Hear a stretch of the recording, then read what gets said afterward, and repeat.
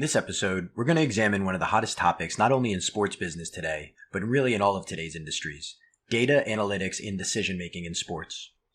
While many of the on-field benefits of data and analytics have become glorified in recent years with the successes of Billy Beane and the Moneyball concept, today's conversation will center around more of the off-field applications for teams and companies. Cliche, but it's putting the right structure, the right systems, the right staffing, the right culture, using data to your advantage, and having belief. And then when you're out there, you're not selling wins and losses. For today's discussion, we'll have the pleasure of sitting down with one of sports business's most highly regarded veterans, Lou DePaoli.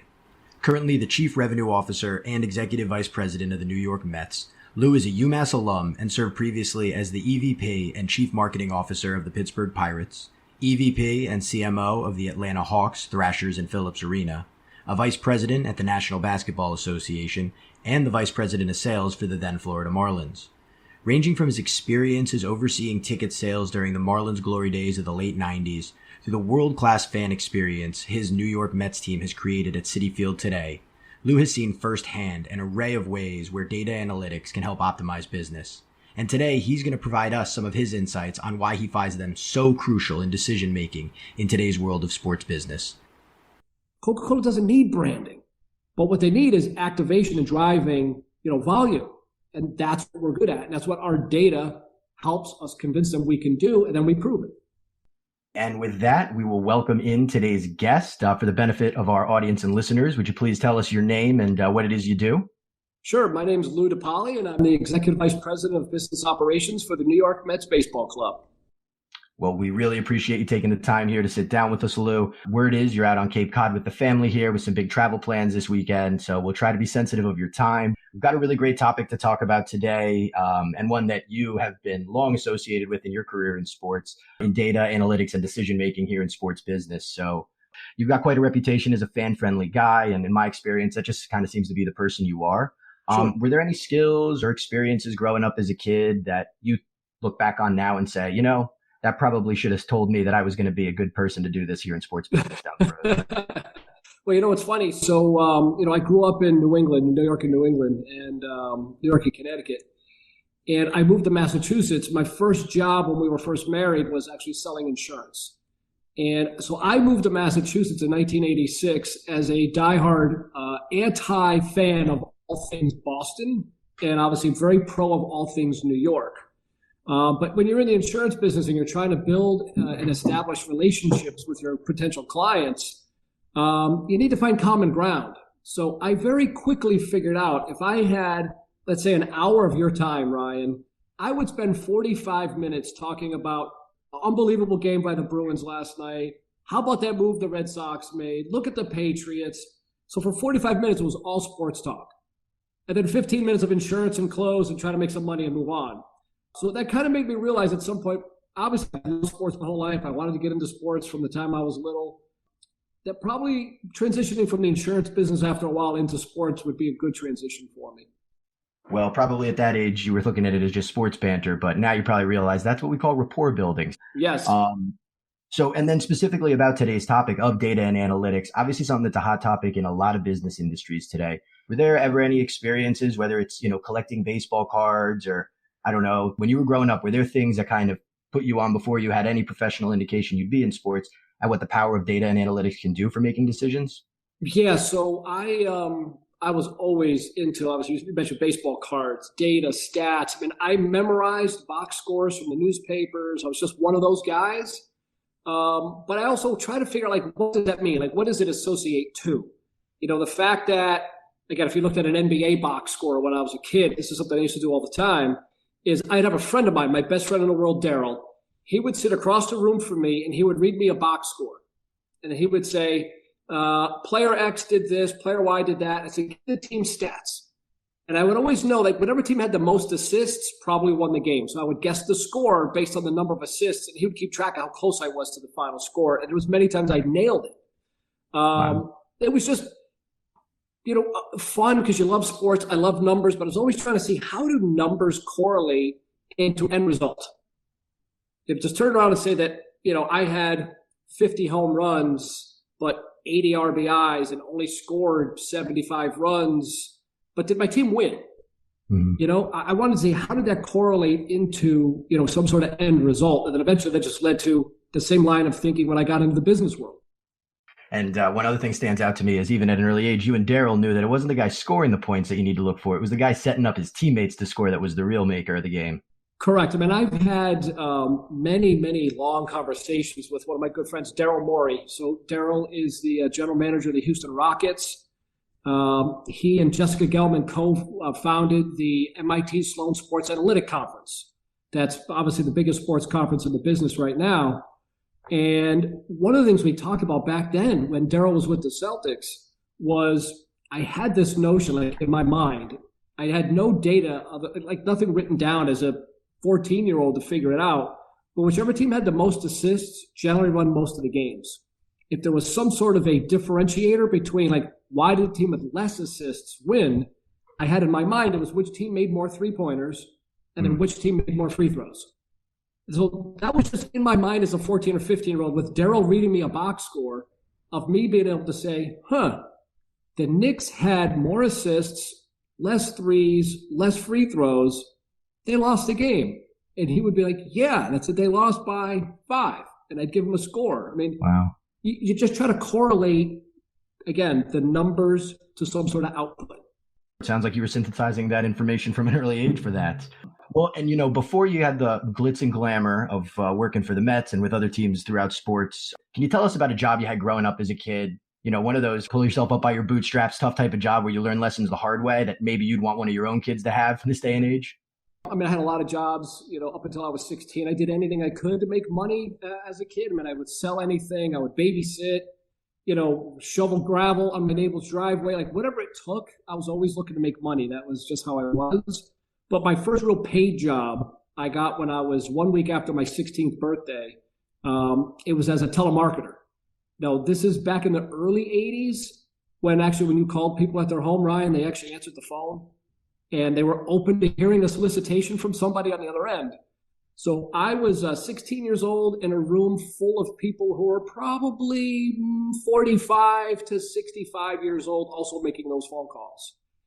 And it became pretty apparent to me that we were selling a lot of different products. We were selling books over the phone for a book publisher based in Connecticut. So they sold anything from Walt Disney, Dr. Seuss to encyclopedia sets.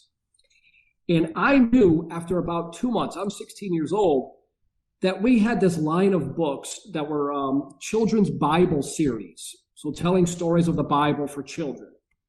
And I said, you know what? Give me the people in the Bible Belt. Give me the people out in Utah, the Mormons. I said, just give me those. And they were like, why? I said, they'd be more likely to buy. Don't you think they would like this product better than maybe someone else? And they said, sure, you can go ahead, but we've never had any luck down south. We've never had any luck out west. And at 16 years old, I became the second leading salesperson out of about 35 people, only working 2 days a week. That's like using as intuition, but just having a little bit of common sense to know they're probably more likely to buy if you talk to the right people. Yeah, no, there's nothing wrong with a little self-efficacy, right? Absolutely. And, it's interesting. I don't want to get too far ahead. A little later in our conversation, I think we're going to come back and talk about how, for you guys over at Citi Field, knowing what's important to the customer is really driving everything you guys are deciding to do. Even at 16 in a room full of telemarketers, you knew that was important to get in the head. Yeah, you know what? Sometimes it's just in your DNA, and then you have to just continue to know what's right and continue to do what, again, data is wonderful. Having some sort of gut instinct is good too, but being able to get some sort of desired outcome is really the most important thing. And I think that's what businesses are looking for these days.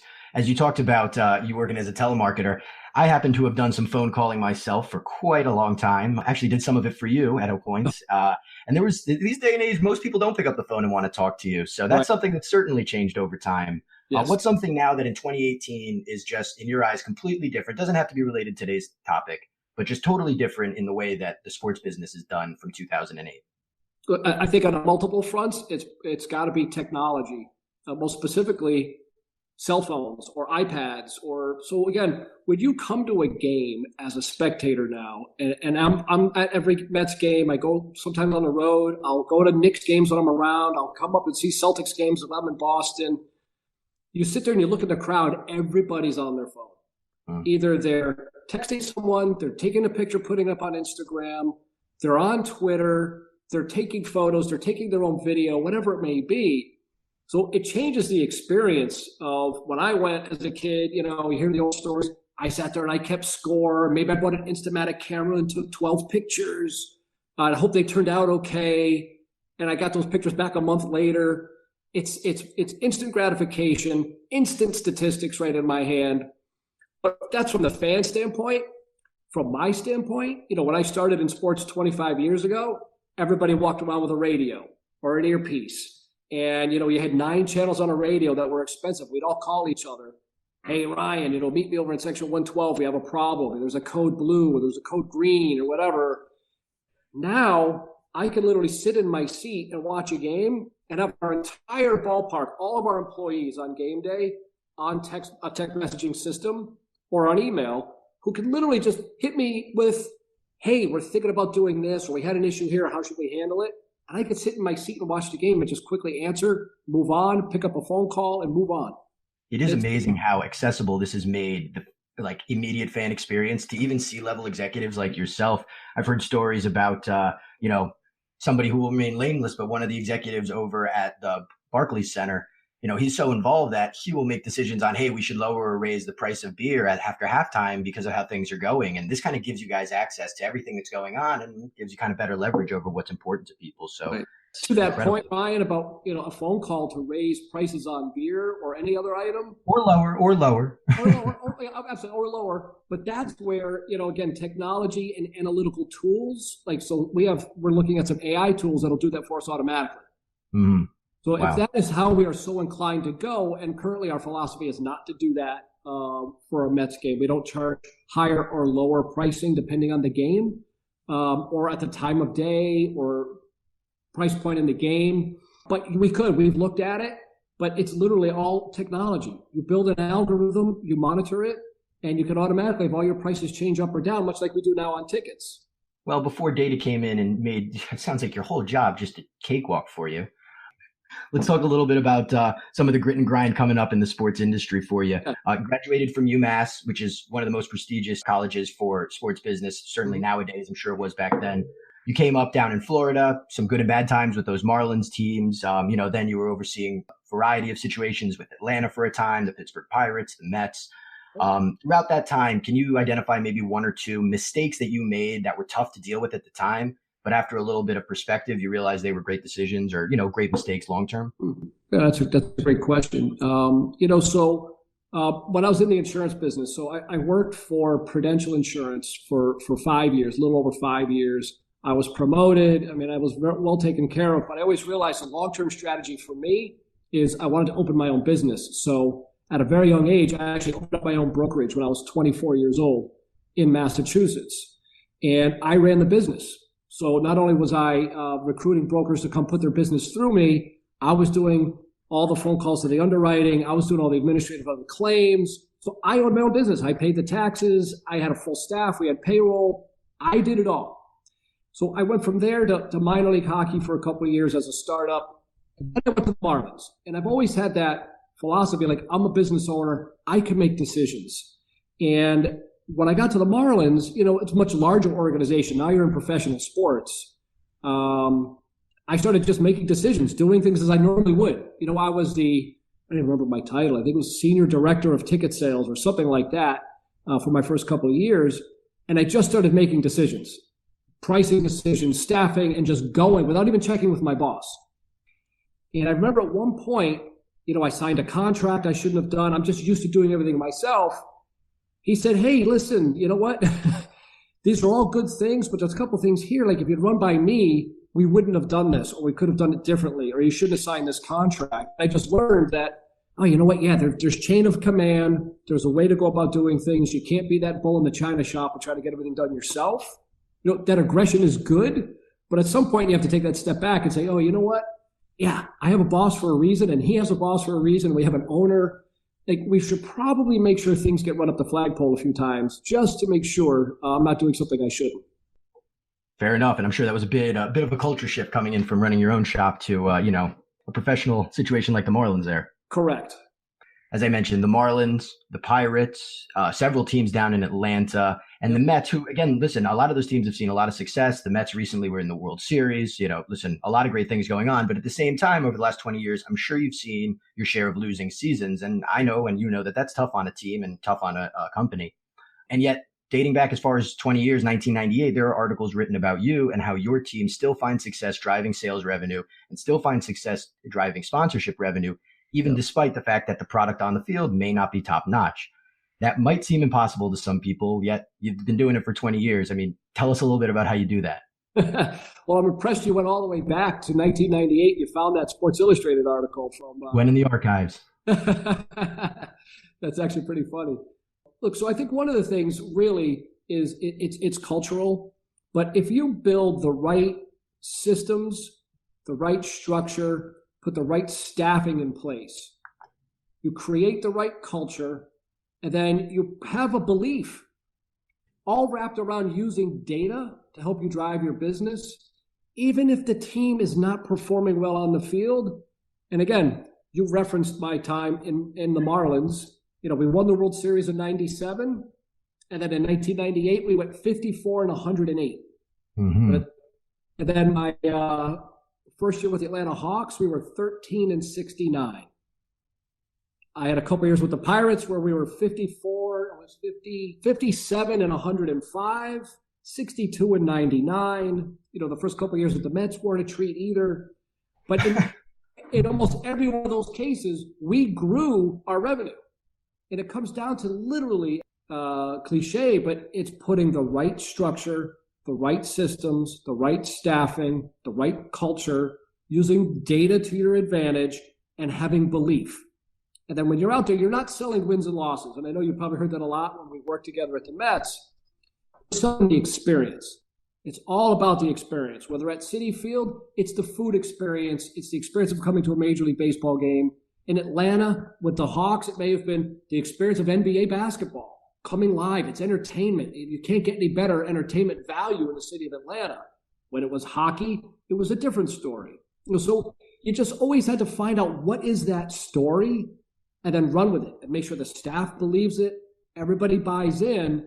And then, because if you believe it, you can get the client or the customer or the prospect, the fan, to believe in it as well, and then spend money to support your product. So we've had some good luck. I've been lucky too, or fortunate along the way that I've hired a lot of good people who can really carry that ball and execute it all the way down to the nth degree. No, and you're absolutely right about that. I can't tell you how many sports fans and clients I've spoken to throughout the years. And you're like, oh, tell me about that game and who'd you sit with and where were you and what'd you eat and what was the best part? Now, what was the score? And they never remember what the score was. At the end of the day, we all remember wins and losses, who went to the playoffs, who didn't. But in isolation, there's so much more to the sports experience, and you guys seem to clearly get that. Yes. If you were to look back here at 20 years ago when you were over with the Marlins, or 15 years ago, even after that, what's like one golden piece of advice you would want to give your younger self, and a piece of advice for all of our audience today to take home with them? Wow. I don't know if you're familiar with the old TV show. Since I'm a little older than you, Kung Fu back in the day with David Carradine. I think it was David or Keith Carradine. Always used to say, patience, grasshopper, So I use that phrase a lot with people when I see people like myself at a younger age, hard charging, just going, like no patience, just pushing through on everything. And sometimes you have to realize there's touch, there's feel, you got to make sure you understand your situation, read the room a little bit better. It can't be just hard charge right through to the finish line, because eventually, that may work. But when you get to a certain level and you want to be at the sea level or higher, it's a lot harder to do that. And you start stepping on toes, and you got to be much more of a team player. The quote I use a lot with my teams over the years is that it's not about me, it's about we. So if you can always remember to put the team first and make sure you're getting, it's not a matter of covering off, but you're getting involvement and buy-in from the right people. With a little bit of, aggression or persistence isn't a bad thing. You're definitely going to have success long term. So that's something that you had to learn at a younger age. But now when I'm a little older, an elder statesman, it's something that comes a little more natural. And I find myself being more and more that way now. And it's definitely helped. Well, that definitely ties back to your story earlier about the bull in the china shop when you started at the Marlins. I'm sure the finesse game is definitely an acquired skill. Absolutely. So as for data analytics and decision making, I mean, that's why we want to have you on here, because you are one of the foremost experts around on this right now on the sports business side. But lately, a lot of attention's been paid to the continued efforts of Citi Field and the New York Mets to really improve the in-game experience of each and every fan by understanding what's important to each of your guests. So I know we've kind of touched on it a little, but why has that been priority one for your team the last few years, and what have you been doing to work towards your goals? Sure. So, one of the most important things we always talk about is you control what you can control. And in our case, you can control what goes on off the field. So the guest experience from, as you know, when you come to a game, the ushers, the ticket takers, the food experience, the entertainment experience when you're there for the music and video production, et cetera. We have no control of what happens up in between the white lines in baseball.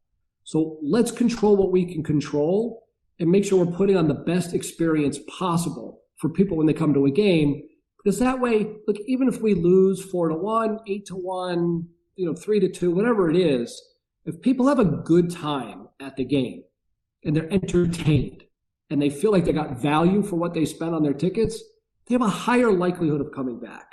And we know that because we've done extensive surveying, fan intercepts, online, focus groups, asking people, what would it take for you to come back? Why did you come back? How many games do you plan on coming to? Why did you come to more or less? You ask all the right questions, and then eventually you start to realize, people come and say, because I love coming to Shake Shack at Citi Field. I love coming because, your ushers are the nicest ever. It's a vast contrast to the way it was at Shea Stadium. It's a vast contrast to a lot of other ballparks. I like this, or I prefer that. Great. We love that you play, Lazy Mary as part of the seventh inning stretch after, take me out to the ball game. It's like, okay, great. Like, whatever it takes to make people happy, we have to find those trigger points and get them to come back and come back and come back and come back. It sounds no different than understanding what's important to the people who want to buy a children's Bible out in the Bible Belt, as you say. So at that point, you're just getting better data on what it is that's important to them. In some cases, going back to the telemarketing story, I couldn't ask them if they wanted this necessarily, so I had to make some sort of assumptions, which you have to do in business, right? I had enough just intuition to say, it makes logical sense that I should be calling people in the Bible Belt to sell these Bible stories. Nobody else in the room was doing that. They were going to the markets where there was the most people and the most money, not necessarily the highest likelihood of people to buy.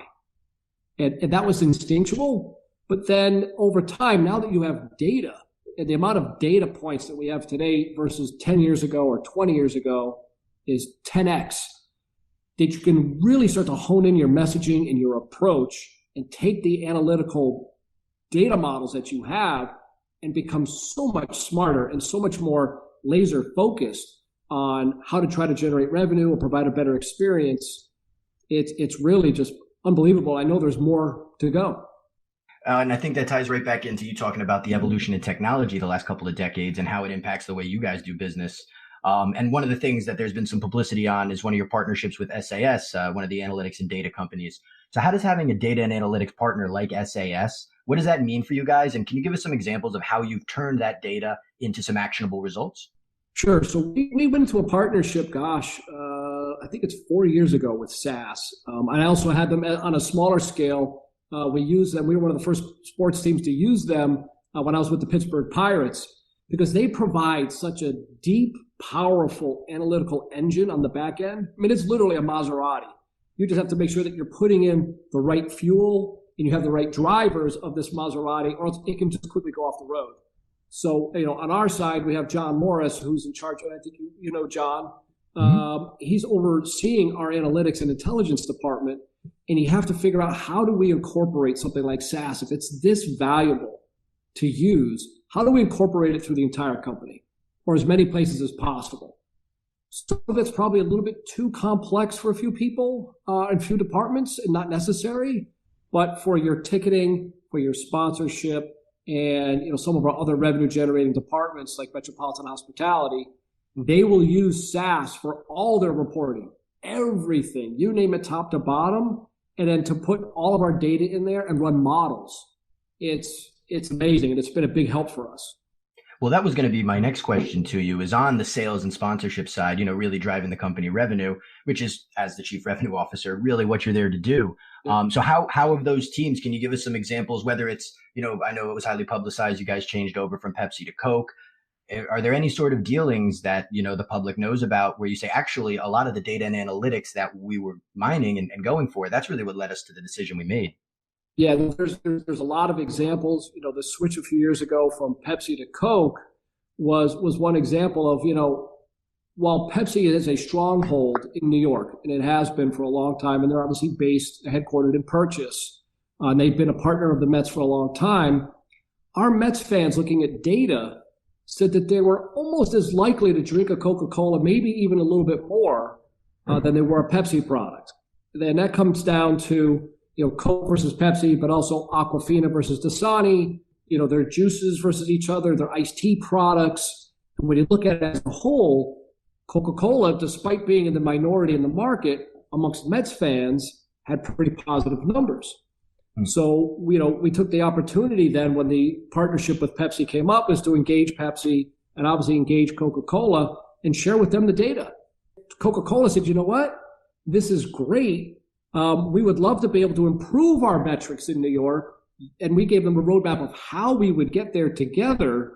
And then that's how we wound up getting a very long partnership at significant dollars from Coca-Cola. And they've been an amazing partner. Yeah, you know what? It's a great partnership. I've been fortunate enough to do a bunch of deals with Coca-Cola over my tenure, whether it was in Florida, whether it was in Atlanta, whether it was in Pittsburgh. We got a deal with Coca-Cola just before I left. And then here at the Mets, there's been one constant, besides myself, it's one of the people on the other end who's in charge of sponsorship, John Cordova. He and I have done a bunch of deals together, but we both know, I know he's going to deliver on his end, and he knows I'm going to deliver on my end. If not, we wouldn't do partnerships together because it's not about just Coca-Cola trying to get branding. Coca-Cola doesn't need branding, but what they need is activation and driving, volume. And that's what we're good at. And that's what our data helps us convince them we can do, and then we prove it. So it sounds like you guys are doing a lot, literally actionable things as far as putting the data you guys are bringing into the front office as to what you should be doing with sales and sponsorship and putting it into play right there.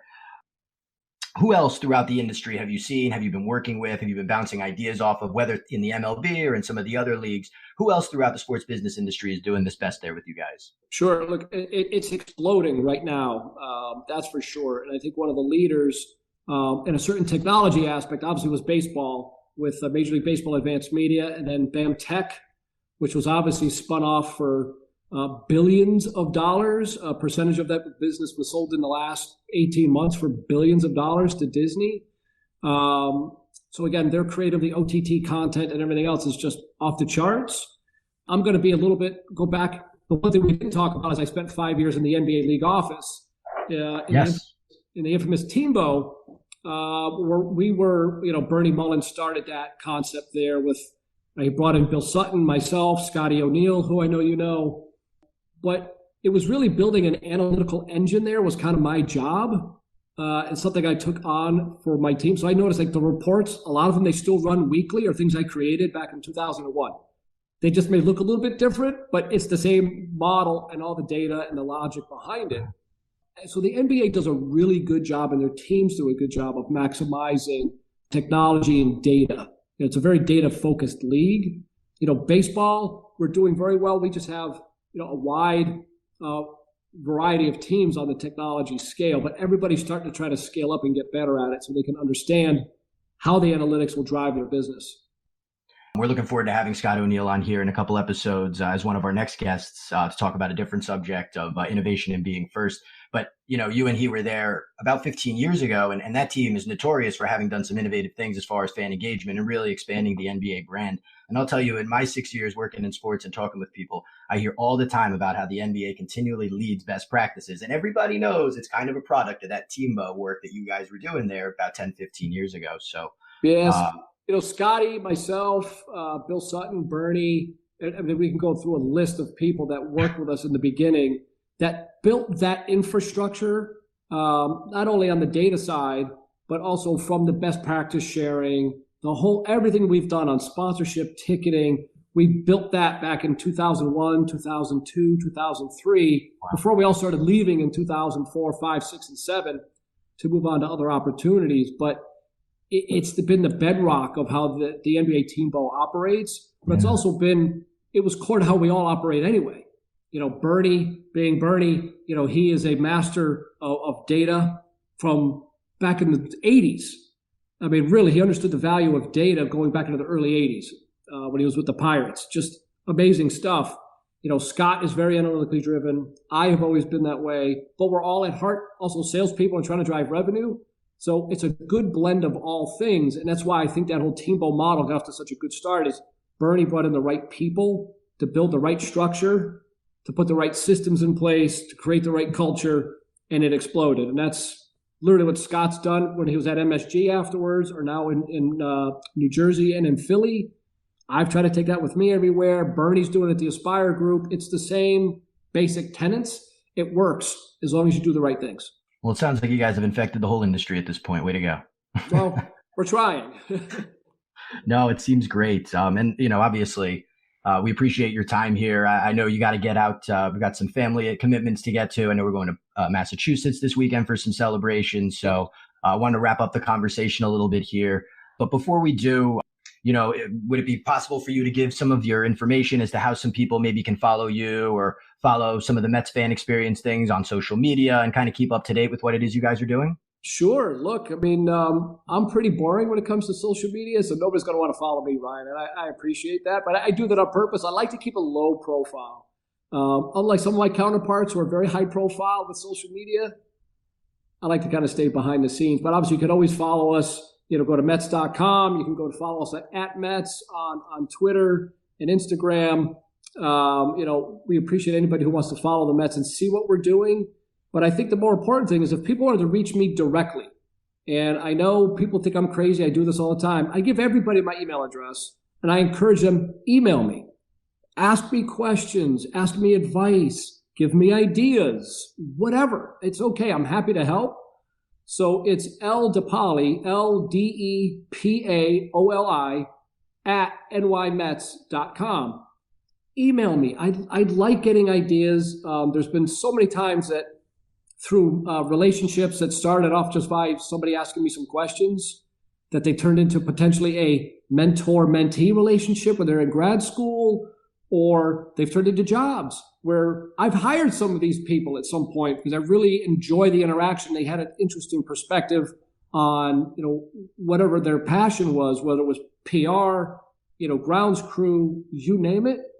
But I like being able to be there for people and just continue to build out that network and build relationships. No, I can tell you're genuine about it, and we appreciate you being a resource not only for our show, but for our listeners too. And we will have your episode on our website, so if folks want to look up that information there as well, that'd be great. Maybe, when some of our listeners are at a Mets game, you can let Lou know how great the fan experience is and what things they're doing great. That would be awesome, wouldn't it? I also like the other constructive feedback. So if somebody says, hey, I saw this promotion, it could have been done better, or I had a problem, the line was too long getting a hamburger, let me know that too, because that's the only way we get better is when people tell us, what their experience is like. So if you want to see your thoughts in action at Citi Field, the guy to speak to is Mr. Lou DePaoli. So thanks for coming on with us today, Lou. Really appreciate the time. Fascinating conversation and subject. Before we let you go, anything else you'd like to say to our audience here? No, other than, remember, it's all about data. No, I'm just kidding. It's not all about data. It's really all about people, but it's all about how people use data to get an outcome, which is where I started this. And there's a quote that I use all the time. You can only expect what you inspect. And I use that a lot when we start talking about data. The more you can inspect things, it can help you drive what you can expect as the outcome from it. That's from a famous mathematician back in, I think, the 60s or 70s, Edward Deming. So people just, data's there, use it to your advantage, know how to use data. Data for data's sake isn't very helpful. But if you can figure out how to drive some sort of a desired outcome using that data, that's a winning combination. Well, I think we'd all love a little more certainty in our decision-making, both personally and professionally. So we appreciate your time and advice. We'll let you go. Have safe travels through New England this weekend. And thanks again for coming on us here at Sports Business Nation, Lou. Thanks, Ryan. My pleasure. All right, be well. Thanks. Let's take a few minutes to look back at our conversation today with Lou DePaoli and see what his focuses and priorities were for our discussion. We have no control of what happens up in between the white lines in baseball. So let's control what we can control and make sure we're putting on the best experience possible for people when they come to a game. If people have a good time at the game and they're entertained and they feel like they got value for what they spent on their tickets, they have a higher likelihood of coming back. And we know that because we've done extensive surveying, fan intercepts, online, focus groups, asking people, what would it take for you to come back? As with many things in life, both understanding the desired results of our efforts as well as what information we need to attain them are essential in approaching data collection. By knowing what it is you seek to understand, you can better identify which groups and people are most important to survey, as well as exactly what information you want to get from them. Only by collecting both valid and relevant data can we make effective use of data analysis. Again, data is wonderful. Having some sort of gut instinct is good too, but being able to get some sort of desired outcome is really the most important thing. While it can provide powerful tools in helping us better engage both partners and customers alike, data alone can be an empty promise. Knowing how to collect your data, use that information, and produce your desired results are all more important elements than the mere data itself. What Lou and many others for generations have referred to as intuition or even a gut instinct can sometimes be more clearly represented in data to identify specific trends or references. But that doesn't mean you can't give yourself the authority to make educated connections and better refine your efforts in daily life. Cliche, but it's putting the right structure, the right systems, the right staffing, the right culture, using data to your advantage, and having belief. And then when you're out there, you're not selling wins and losses. Once you've got all your information collected and needs identified, the company-wide effort to improve must start and move forward cohesively on all these new initiatives. That can ultimately become an even bigger challenge. Ensuring that all team members and departments within your company understand their goals as they relate to the new initiatives and why they're working towards them are crucial.